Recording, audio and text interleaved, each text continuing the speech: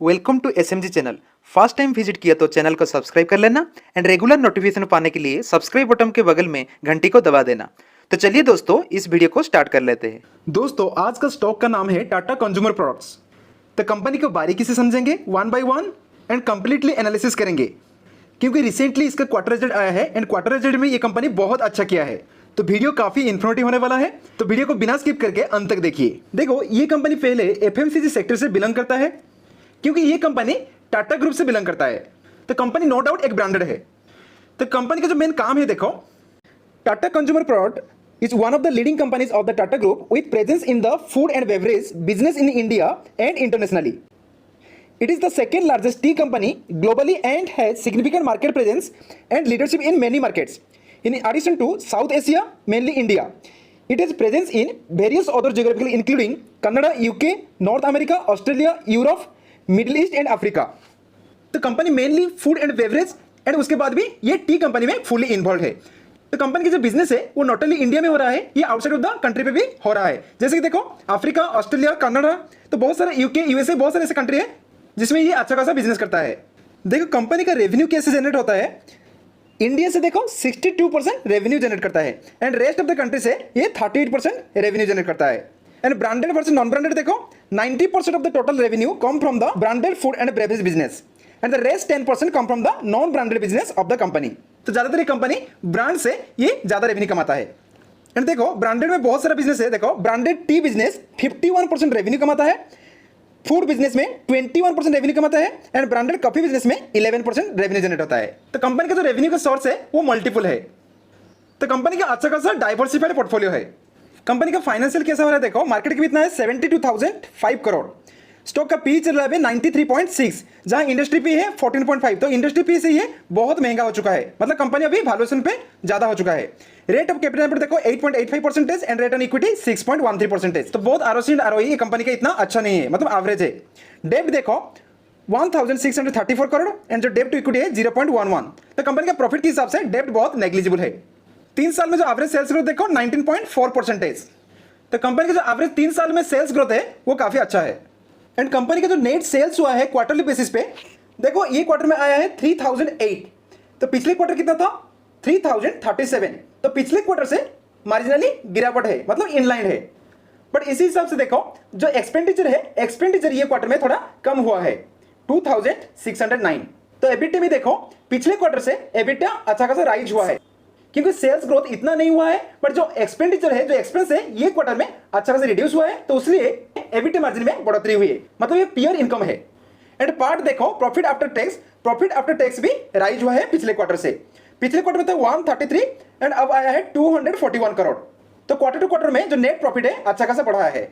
उसके हिसाब से ईपीएस भी देखो, पिछले क्वार्टर में तो 0.58, अब आया है 2.01। तो ये कंपनी क्वार्टर टू क्वार्टर बहुत अच्छा किया है, क्योंकि सेल्स इनलाइन है एंड जो एक्सपेंस जितना होना चाहिए था, एक्सपेंस में बहुत रिड्यूस हुआ है। तो इसलिए नेट प्रॉफिट में भी उसका असर आ रहा है। देखो, जो रिटर्न ऑन इक्विटी है, देखो, कंटिन्यूसली 3 क्वार्टर से ये गिरावट था एंड पिछले क्वार्टर से देखो अच्छा खासा राइज हुआ है। तो ये एक गुड सिग्नल है।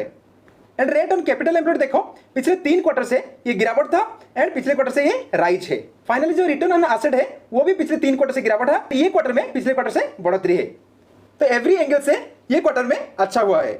एंड एनुअल बेसिस पे देखो, एनुअल बेसिस पे ये कंपनी अच्छा कर रहा है। पिछले 3-4 साल से सेल्स में राइज हो रहा है, बट इतना ज्यादा नहीं हो रहा है, बट स्लोली राइज हो रहा है।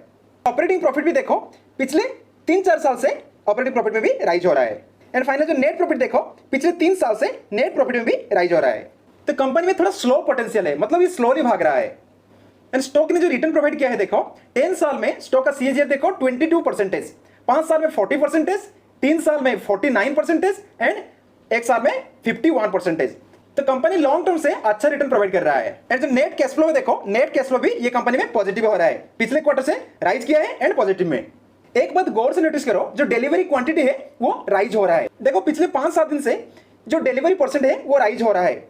देखो, 26 में था 27%, उसके बाद 34%, देन 39, 52%, 54, 50, 51, 60%।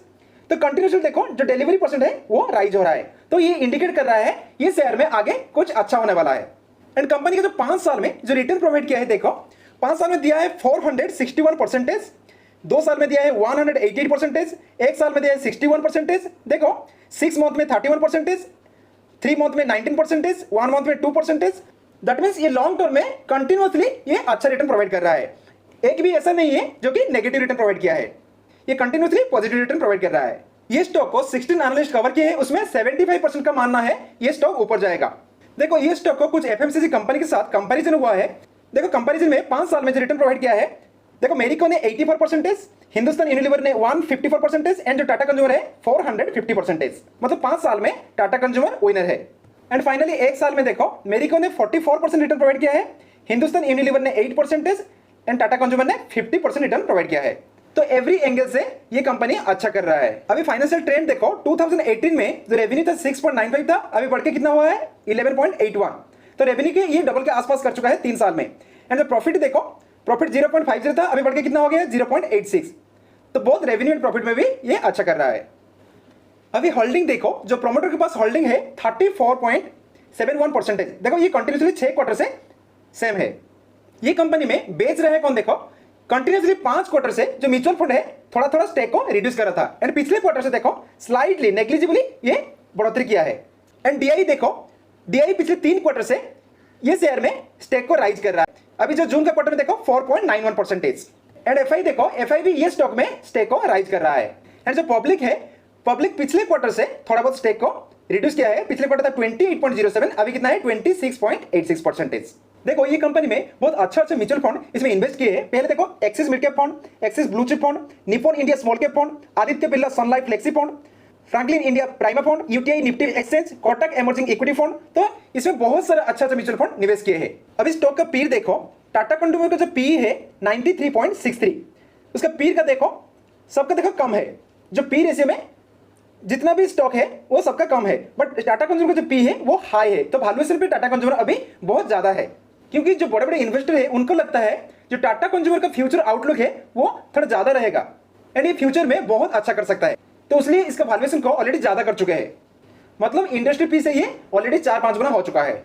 अभी स्टॉक का चार्ट देखते हैं। देखो चार्ट में ज्यादातर ये कंपनी 50 एक्सपेंसिव मूविंग एवरेज पे सपोर्ट लेता है। ये जो येलो लाइन क्या है ये 50 एक्सपेंसिव मूविंग एवरेज है। पहले भी देखो इसी जोन पे ये ऑलरेडी सपोर्ट ले चुका था ना। अभी देखो ये 50 एक्सपेंसिव मूविंग एवरेज पे सपोर्ट लिया था अगेन, उसके बाद एक बाउंस बैक मारा था। फ्राइडे में जो स्टॉक ने हाई मारा था वो 800 के आसपास था। देखो एक सेलिंग प्रेशर आया 800 से, उसके बाद जो क्लोजिंग दिया है वो 780 के आसपास दिया है। तो आपके लिए एक बेस्ट बाय हो सकता है। देखो जब भी ये प्राइस 750 से लेके 760 तक आता है, एक बाइंग प्रेशर एमर्ज होकर आता है, तो इसी जोन में आपको बाय करना है। क्योंकि देखो ये 800 में एक रेजिस्टेंस फेस कर चुका है एंड ये मोस्ट इसी जोन पे आ सकता है। तो आप लोग 750 से 760 के अंदर में ये शेयर को देख सकते हैं, क्योंकि रिजल्ट भी अच्छा आया है quarter to quarter, but Y on Y basis पे इतना अच्छा नहीं है। तो इसलिए इसमें कुछ एक्शन हो सकता है। तो आप लोग इसी के अंदर में जो बाइंग के जोन है वो होगा 750 से लेकर 760 के अंदर में। एंड स्टॉक का मनी फ्लो इंडेक्स देखो, मनी फ्लो इंडेक्स का वैल्यू निकल के आ रहा है 58.64। तो देखो मनी फ्लो इंडेक्स ऑलरेडी ऊपर सिग्नल दे रहा है। दैट मींस ये शेयर प्राइस अभी थोड़ा भाग सकता है, क्योंकि देखो ये जो लाइन ये ऑलरेडी ऊपर इंडिकेट कर रहा है। तो आप लोग ये शेयर को 750 से लेकर 760 के अंदर में बाय कर सकते हैं for long term. That's all for now. If you find interesting and informative this video, please like, share and subscribe the channel.